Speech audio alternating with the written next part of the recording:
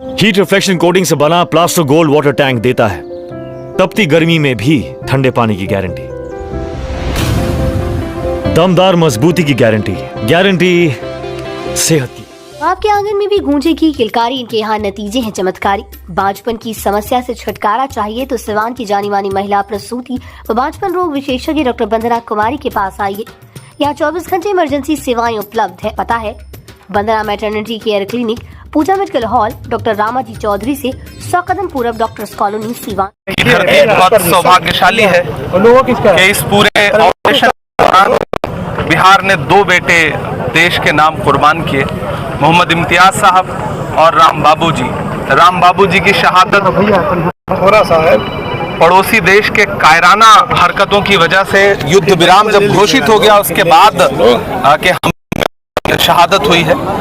इस मौके पर मैं बहुत दूर से सफर तय करके मुझे पता चला कि राम बाबू जी का पार्थिव शरीर आ रहा है, तो मैं यहाँ पे आया हूँ उनको श्रद्धांजलि अर्पित करने के लिए, श्रद्धा सुमन अर्पित करने के लिए। हम सब बहुत दुखी हैं और ये बहुत दुख का क्षण है, लेकिन गर्व का क्षण भी है कि बिहार के एक बेटे ने देश के सरहदों की हिफाजत करते हुए अपनी जान कुर्बान कर दी। हम सब उनकी यादों को संजो कर रखने का प्रयास करेंगे और सरकार से अनुरोध है कि ऐसे तमाम लोग जो शहीद हुए हैं उनको शहीद का दर्जा दिया जाए और यथोचित सम्मान जो मिलना चाहिए वो सम्मान मिले हमारे शहीदों को। इमरान साहब, देखिए अभी परिवार बहुत पीड़ा में है, दुख में है और उनके दुख दर्द को कोई बांट नहीं सकता है, लेकिन उनके हौसले को भी सलाम के परिवार अपने बेटे को विदा करते हुए भी ये जज्बा दिखा रहा है कि जरूरत हो तो सरहद के लिए हम भी खड़े हैं। सरकार की जिम्मेदारी बनती है कि एक भी वीर सैनिक हमारा है वो देश पे अब और ना उसकी शहादत हो, ऐसा कोई प्रयास सरकार करे। हम इस मौके पे और कोई राजनीतिक बात करने का ना तो उद्देश्य है ना मौका है।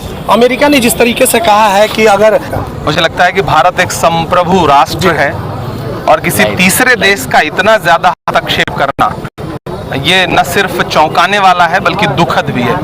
सरकार को संसद का विशेष सत्र बुला करके स्थितियां देश के सामने स्पष्ट करनी चाहिए कि ऐसा कौन सा दबाव है कि जब हम बढ़त पर थे और हम लगातार उनके ठिकानों को तबाह कर रहे थे, आतंकवादी ठिकाने बर्बाद हो रहे थे और जब लग रहा था कि पीओके जो है वो भारत का हिस्सा बन जाएगा, ऐसे में एक बार की सीज फायर, कौन सा ऐसा दबाव है, ट्रंप का कौन सा ऐसा प्रेशर है। मुझे लगता है सरकार को स्पष्ट करना चाहिए देश के सामने। आप क्या चाहते हैं भारत सरकार से इस परिवार के लिए?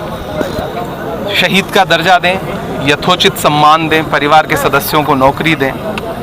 सबसे बड़ी बात है कि यथोचित सम्मान दें। एक शहीद को सम्मान चाहिए, सबसे बड़ी चीज़ होती है। किसी दौलत से, किसी पैसे से, किसी अवार्ड से वो जिंदगी लौट नहीं सकती। बस परिवार को सम्मान मिले और सरकार सुनिश्चित करे कि एक एक सैनिक का परिवार जो है वो वही सम्मान पाएगा जो शहीद को सम्मान मिलना चाहिए। जिस चीज़ के लिए आप जाने जाते हैं, 2 शब्द हम चाहेंगे शहीद के लिए, आप अपने शब्दों में बयां करें। देखिए मैं आज बहुत भावुक हूँ। मैं 2 परिवारों से मिलकर आ रहा हूँ और दोनों परिवारों के आंसू महसूस करके आ रहा हूँ। शहीदों की चिताओं पर लगेंगे हर बरस मेले, वतन पर मरने वालों का यही बाकी निशान होगा। राम बाबू जी स्वर्ग में इस समय होंगे, लेकिन आप देखिए कि हजारों लोग यहाँ इस समय इकट्ठा हैं उनको श्रद्धांजलि अर्पित करने के लिए और उनसे प्रेरणा लेकर के न जाने कितने बिहार के और युवा तैयार हैं सेना में जाने के लिए, सीमा की सुरक्षा करने के लिए।